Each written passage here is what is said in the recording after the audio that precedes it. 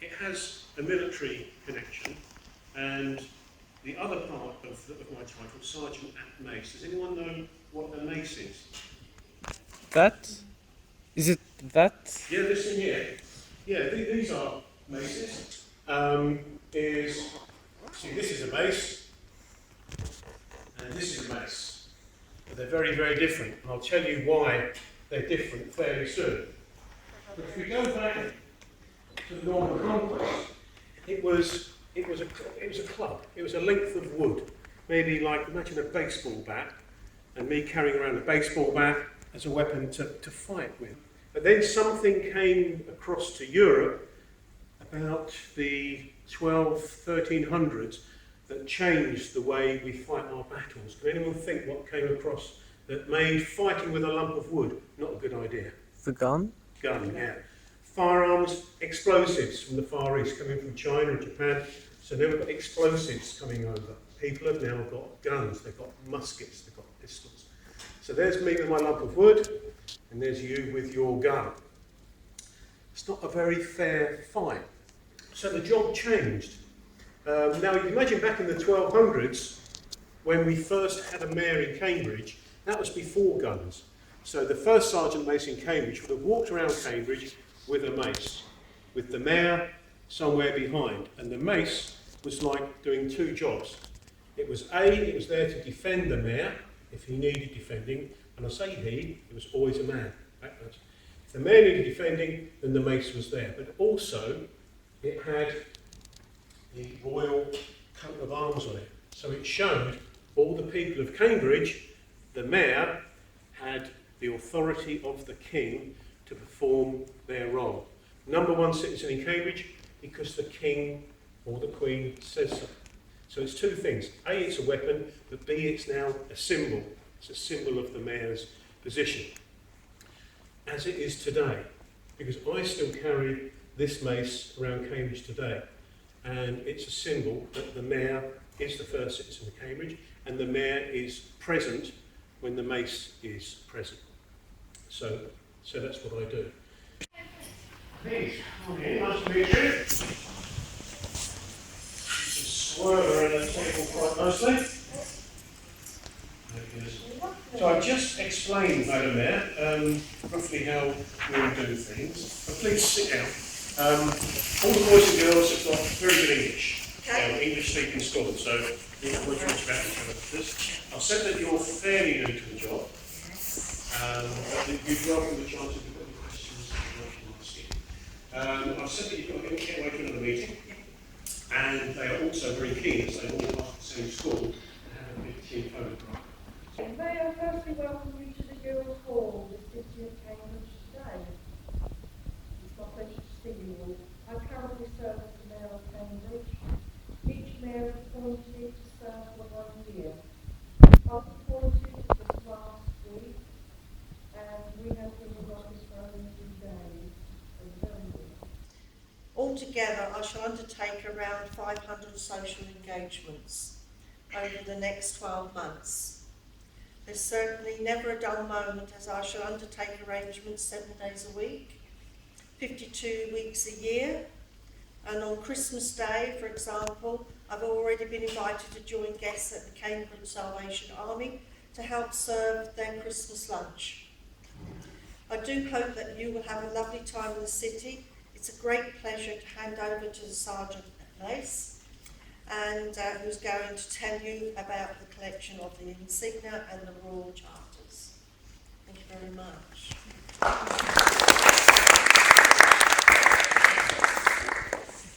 So would you like to ask any questions?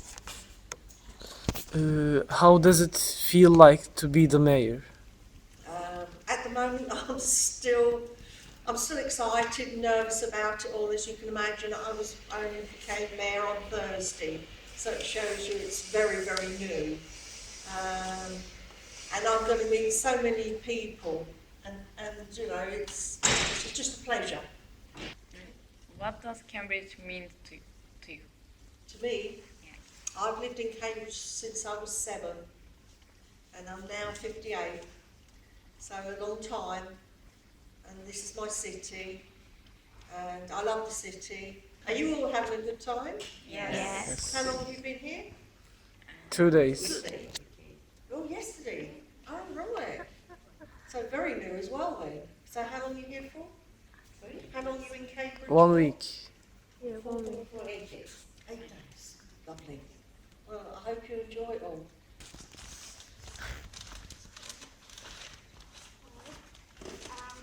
This is a gift from the mayor of the municipality of Greater Samson to you. Thank you very much. Thank you. This is a model of the ship called Mandima, which after came to Samson in 19th of May 1919 to start the Independence War. Oh, right. Lovely. Thank you very much. It's very kind of you. I've got some very, very old things to do with Cambridge out today. And this is the oldest document in this building. And 807 years ago, the people of Cambridge wrote to King John and said, please, can Cambridge have a mayor?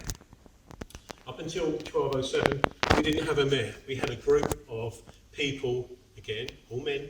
We had a group of men, 24 in all, that ran the town. Imagine running the town by a committee.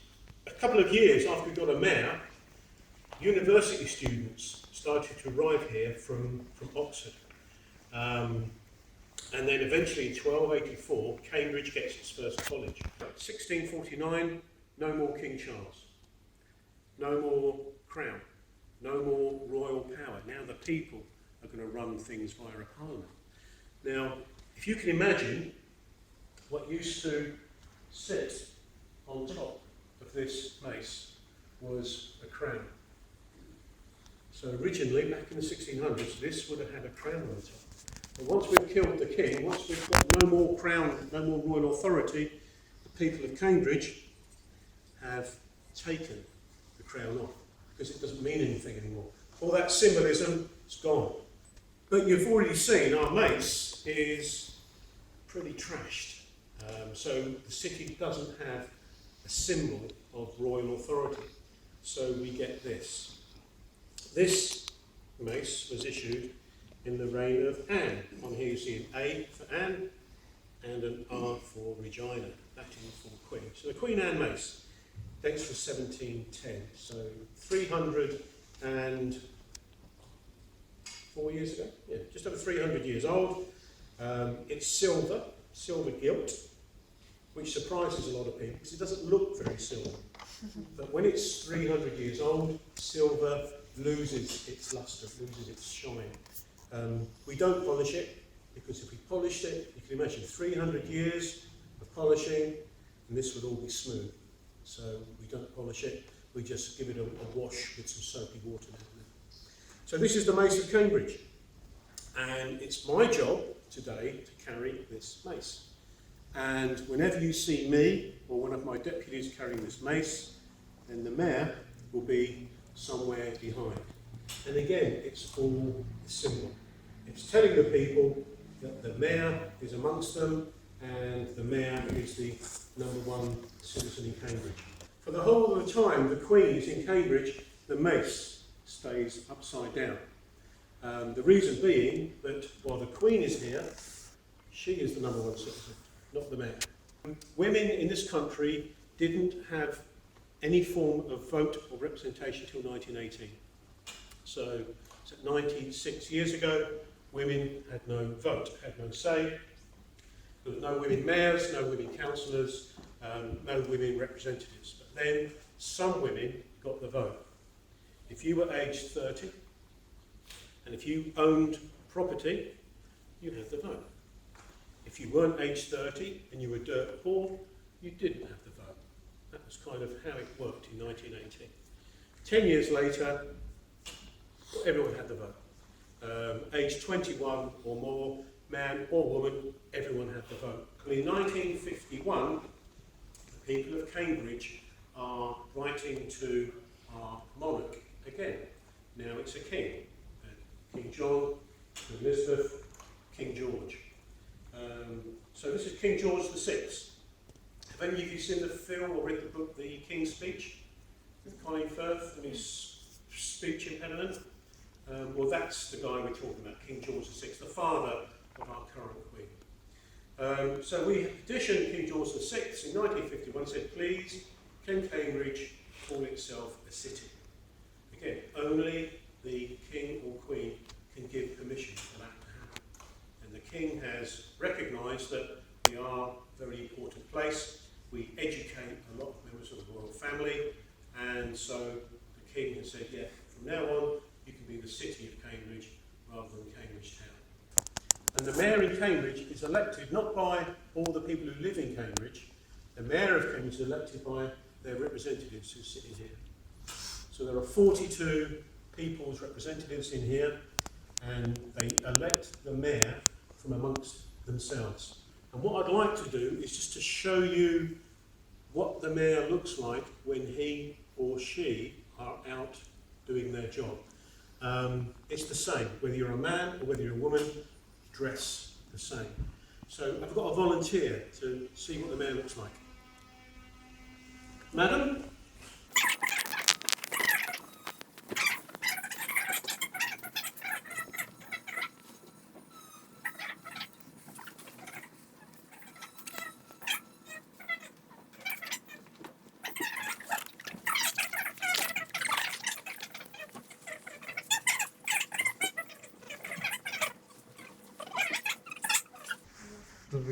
That's it, so you have a procession and you're in front, you follow behind, and you might want to photograph together.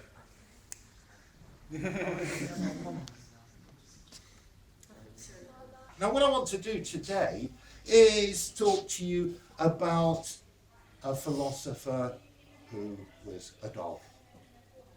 He called himself a dog. He was called a dog. And his followers were called the doggy philosophers. Right, that's what cynic means. Kunikos means, right, kuon is dog and kunikos is doggy. Right, and that's most unusual. Typically, Greek philosophers, or the followers of a Greek philosopher, they call themselves after the name of the philosopher. Epicurus philosophers called Epicureans. Diogenes philosophers were called doggies. Or followers of a philosopher call themselves after the name of the place where their master came from. Diogenes came from Sinope. What's now south coast of the Black Sea? I gather you're all from near there, aren't you? Yeah, okay. He came from there, but his followers weren't called the Sinopeans. Right. Or again, sometimes the followers of a philosopher were called by the name of the place where the philosopher taught. Aristotle taught in, or the Stoics taught in the Stoa of Colonnade. Right? But that's not actually. Okay, so what is it? Being a dog is something very, very important to me. What is it that you do when you philosophize as a dog? Here, I've given you a few other examples of how he encountered a lot of philosophical reasoning, but he was very, very scornful. This is a nice one. Okay. What you have not lost, you've still got, haven't you?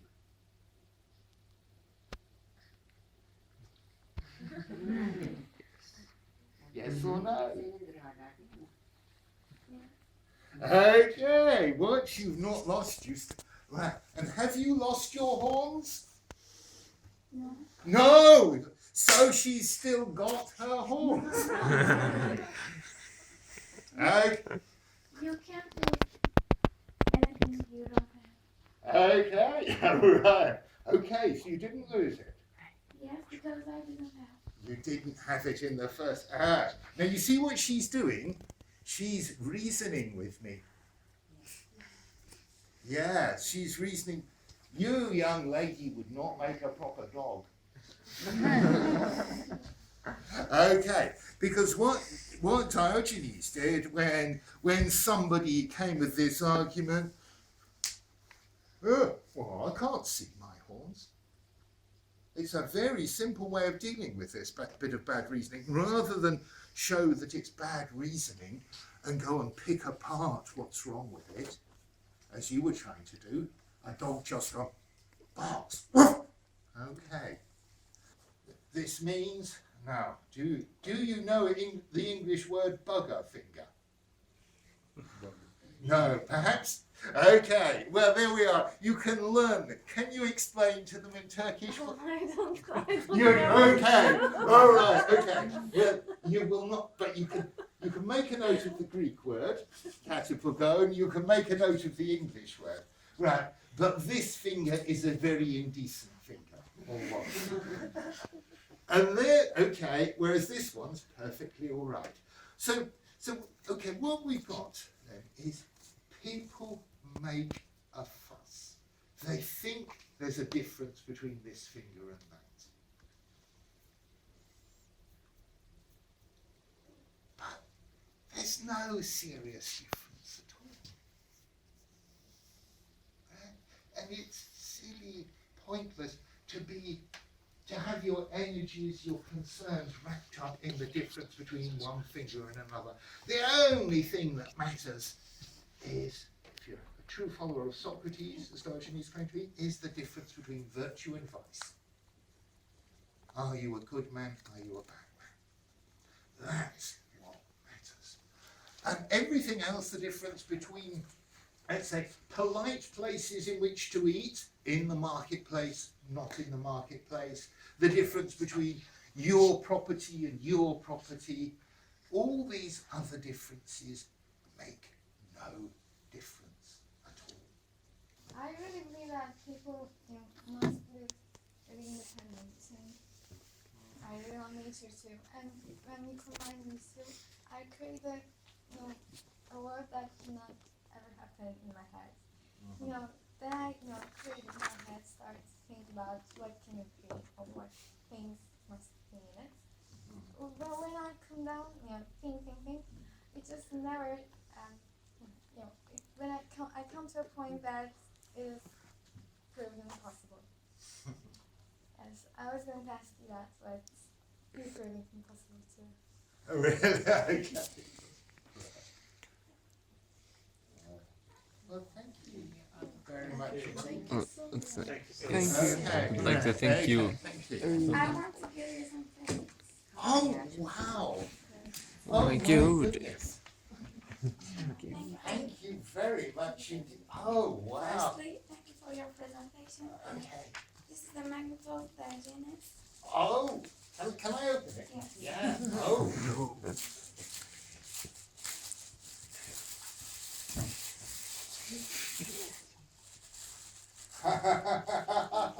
Oh, with his lamp looking for the honest man. Yeah, thank you. Oh, that's wonderful.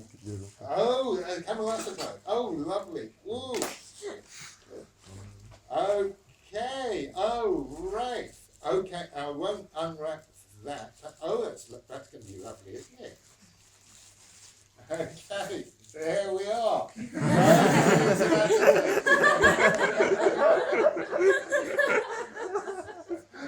Oh well, look, the three of us. I mean, what a trio! Thank you very much.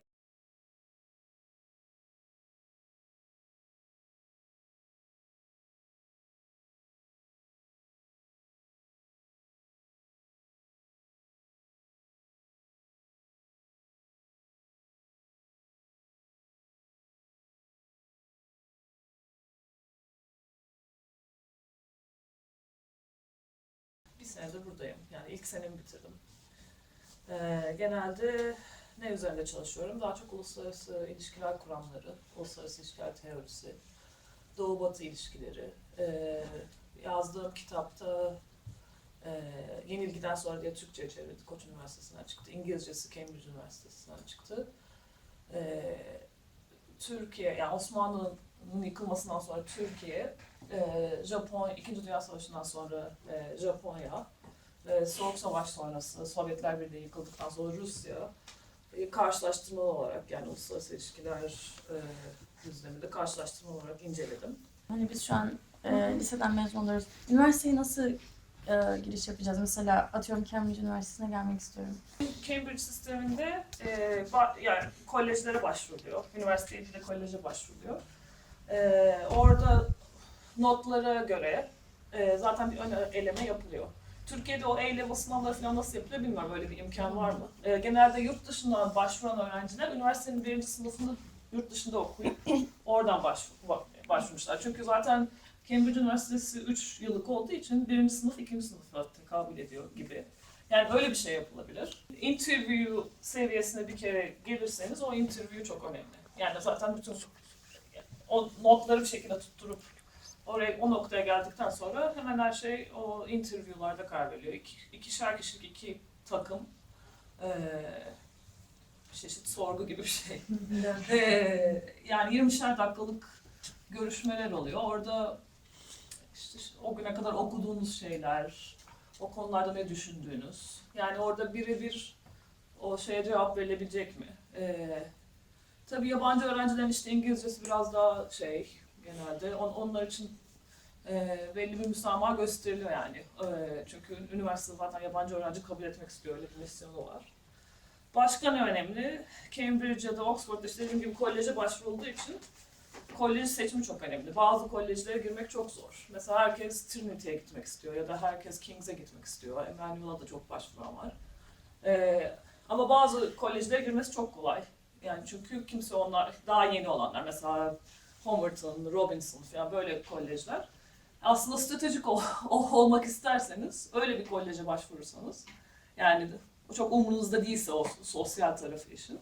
Çünkü sonuçta Cambridge'den mezun olmuş oluyorsun. Mezun olduktan sonra kimse bilmiyor yani burada hangi kolejde okuduğunuzu. O sosyal tarafını biraz göz ardına edip sırf Cambridge'e girmek. Yani öyle stratejik olarak öyle başvuru öyle yapılabilir yani. Bizim Tayland ticari ve ekonomik gücüne ulaşabilmemiz için öncelikler nelerdir? Tayland aslında Türkiye'nin ticari ekonomik gücü benzer noktada. Yani onların da turizm, işte ne bileyim tekstil, yani böyle advanced industrial'ın bir altı dediğimiz yani o Tayland da hemen hemen aynı yerde. Yani o Asya kaplanları içinde değil yani sonradan gelenler arasında Tayland. O yüzden aslında yani benzerlikler çok. Yani ekonomisi benziyor, siyaset çok benziyor, darbeler işte ya da şu anda orada Tayyip Erdoğan'a benzeyen Taksin Şinawat diye bir siyasetçi var. Darbe olduğu için yurt dışında. Ama onun desteği benziyor. Bangkok'la Tayland'ın geri kalan kısmının ilişkisiyle Türkiye'deki İstanbul, Anadolu ilişkisi benziyor. Bir sürü benzeyen noktası var. Ucuz iş gücü. Ucuz iş gücü, evet. Dünya olarak sizin önerdiğiniz üniversiteler var mı? Yani şunu. Dünyada. Evet, dünyada. Amerika ile İngiltere dışında. Yani hepsi dahil böyle dünyaca tanınan üniversiteler. Avrupa, Asya, çeşitli ülkelerde. Eğer Amerika İngiltere dışında diye düşünüyorsanız, Danimarka mesela University of Copenhagen çok iyi bir okul. Yani kendi alanım için konuşuyorum yani mühendislik falan onları bilemiyorum da. Mesela siyaset biliminde Lund Üniversitesi var İsveç'te, bu da çok iyi bir okul. Orada hatta Almanya'da Türk hoca var Umut Özkırk. Almanya'da daha yüksek şeyler diyorlar. Almanya'da Humboldt Üniversitesi var. Alman sistemi biraz daha farklı. Bu yani İskandinav üniversitelerinin bana göre avantajı kendilerini böyle Amerikan modeline yaklaştırdıkları için daha böyle uluslararası akademik camiayla daha bağlantılılar. Alman üniversiteleri ve Fransız üniversiteleri genelde kendi yağlarıyla kabul ediyor. Yani kendilerine dönük konuşmaları kendi aralarında yapıyorlar. İngiltere, Amerika, İskandinavya daha böyle bir akademik şey içindeler. Bence göçmen alıyoruz dönemlerde. Hani sizce bu sosyal, kültürel hani uçurumları, farklılıkları daha da etkileyecek mi? Daha da büyütecek mi? Yoksa hani bir sosyal çeşitlilik yaratması anlamında iyi bir şey mi? Sizce ne düşünüyorsunuz bu konu hakkında?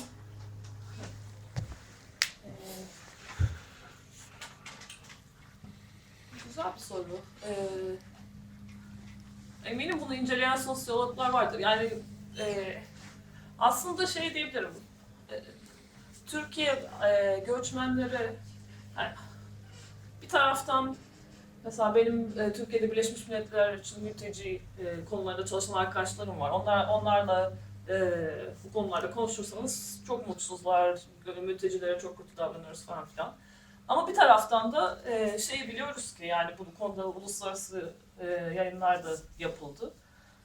Avrupa ile karşılaştırdığınız zaman Türkiye'nin ve Türk toplumunun mültecilere, göçmenlere toleransı aslında bayağı daha yüksek. Kendi okuduğunuz bölümle ilgili biraz bilgiler misiniz? Üniversitede? Evet. Üniversitede Amerikan sistemin şöyle bir faydası da var. Amerika'da bölümünüzü seçmek zorunda değilsiniz üniversiteye gittiğiniz zaman. Ben Amerika'ya gittiğimde fizik ya da matematik okuyacağımı düşünüyordum. Fakat şöyle bir şey de var. Hangi alanda uzmanlaşmak isterseniz isteyin, her alandan ders almanız gerekiyor. Yani özellikle liberal arts modeli böyle. O yüzden sen bekliyordun, sana geliyor. Evet. Kendi deneyimden, bir de sizin uzmanlığınıza dayanarak sormamla. Japonya ve Türkiye'nin durumları çok farklı olmalarına rağmen aslında birbirlerine çok benzeyen, çok benziyorlar, evet. Çok benzeyen ülkeler. Ben bunun üzerine kitap yazdım. Kitabımı al oku. Evet. Bu arada Öykü İngiltere'den, Balik Arts'tan felsefe ve matematik okudu. First ile bitirdi henüz ve bir senede Japonya'da Öyle mi? okudu diye ekstra bir bilgi geçeyim. Evet. İkisi de çok muhafazakar, ikisi de çok milliyetçi bakışlı ülkeler olmalarına rağmen ekonomik olarak ve sosyal durumlar çok farklı durumlar. Farklı, Ve evet. bu farkların sebebi nedir? Yani Türkiye'nin Japonya'daki rahatlığa yaklaşması için neler yapıyor? En büyük fark bence Japonya'nın Birinci Dünya Savaşı'nı kaçırmış olması. Oradan itibaren kader yani o noktaya kadar benzeyen kaderleri oradan sonra ayrılıyor. Yani ondan sonra Japonya 2. Dünya Savaşı'nda çok daha kötü bir şekilde katıldı. Onun etkisi falan var ama oradan yani o noktaya geri dönmemiz lazım. Farklılıkları, benzerliklere rağmen farklılıkları görmek için. Ne yapmak gerekir? Bu sorular çok güzel arkadaşlar bu ama çok büyük sorular yani böyle 5 dakikada nasıl fikir belirteceğimi bilmiyorum. Nereden başlasak ki? Kitabımı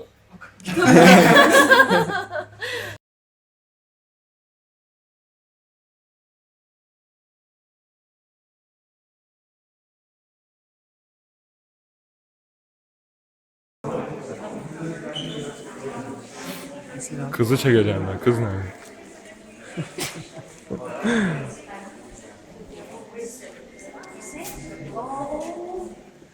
Because I know they were doing some work on it, but I'll find out. You wanted to have a look?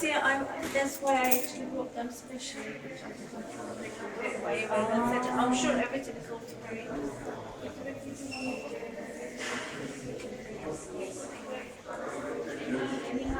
I know they were doing some work on it. I'll be back in a second.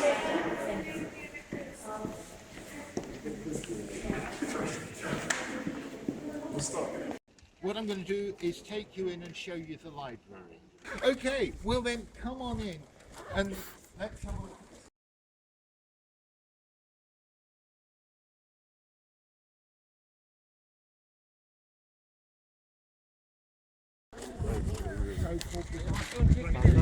Oğlum sevmem diyor.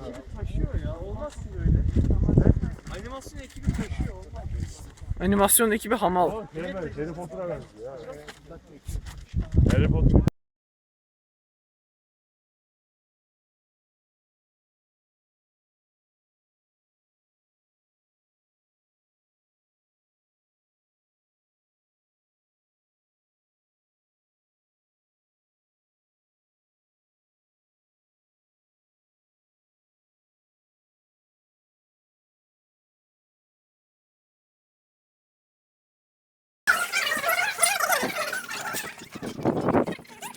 There was a ball here a couple of nights ago. You know that ball, a big dance for the end of the students' year. They've had all their exams, so they have a ball.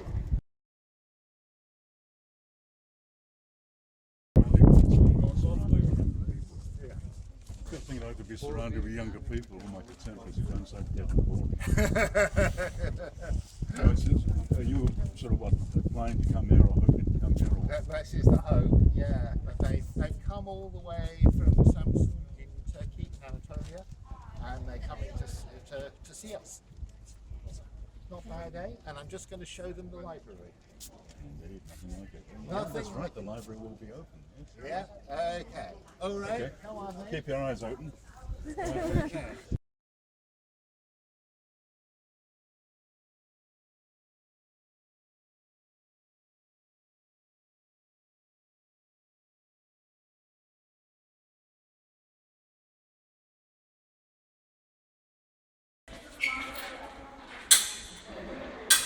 Can you hear the echo? Okay. This is the echo that Isaac Newton used to measure the speed of sound. You bang and bang rhythmically, so that when the echo comes back, that's the same time as the next tap. That way you can do 100 taps, so that's 200 times the length of this, and you can measure that time and that distance and work out the speed of sound. That's what Isaac Newton did. Okay, right, now there's lots of display cases in the library, and they're small, so you can't all get round one of them. So I'm going to split you into groups. There are others who can sing, so we can maybe sing together at the end.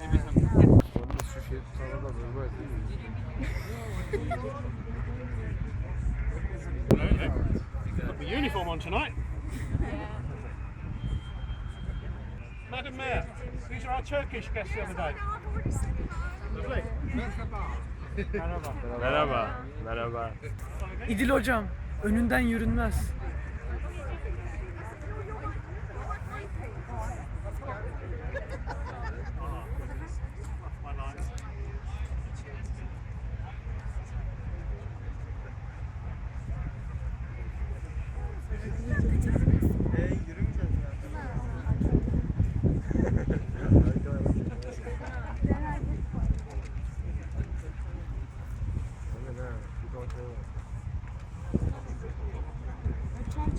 Abi şekiller ya. Yok hayır.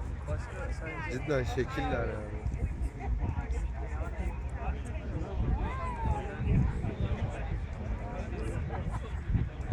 Bırak odaman.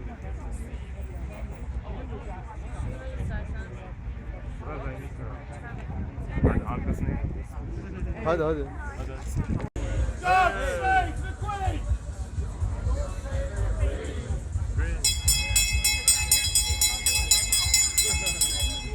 Oh yeah!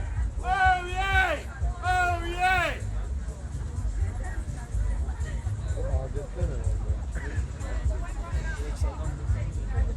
Our most gracious sovereign lady, Elizabeth II, by the grace of God of the United Kingdom of Great Britain and Northern Ireland, and of her other realms and territories, Queen, Head of the Commonwealth, Defender of the Faith, I, Madam Mayor, of the City of Cambridge. Oh yeah! Oh yeah! Oh yeah! God save the Queen! God save the Queen!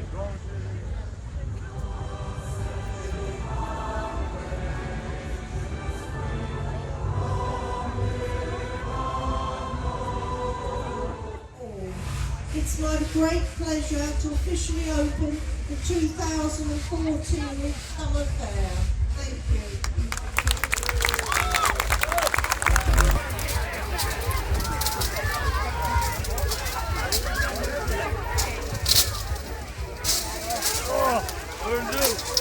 We are the project leader, and we have the support of Community Matters, and so our partner in this project is Samsun Tech College. They've been here for last 3-4 days, I think, doing lots of things. We visited the mayor, and we've been showing them around Cambridge. Today is their first day in London, and they wanted to ask you a few questions, if possible. Very happy. I will even try and answer them. Yeah. And I'm I'm entirely in your hands what you would like to do, and then at some point I'll have to go and catch a train to get back to Cambridge, but I'm in your hands completely. Can start with questions? Yeah. I just thought that there's no need for the laws, and as everybody's heart is good, what do you think about Bladden's philosophy? Well, I'm not sure that we would get very far if there were no laws at all. I'm not sure, firstly, that everybody's heart is necessarily good, and unfortunately, while I suspect most people try to do the right things, what we know is that there are people who don't. We clearly have people who do things that are unacceptable. That's one part of it. The other part of it is that even if people are trying to do good things, you can still have a clash. You can still have one person's interests being different from somebody else's interests. So you still need a system to work out how to do things. Even if both sides are trying to be honest, trying to be decent, you still need some sets of rules as to how to run something. What do you think about Turkey's place in European Union? I think it's a really interesting question. And it's quite tricky because Turkey does span such a wide area. I've only ever been to the west of Turkey. And, the west of Turkey is clearly very European. It clearly looks towards Europe. But if you go much further to the east, it doesn't look towards Europe in quite the same way. It's a real challenge. Okay. Thank you all very much. Very interesting. I've got some presents for you. Oh, that's unnecessary. And it would be great to have a group photo if you Yeah, don't sure. mind. Thank you. Right, thank you. Oh, sorry.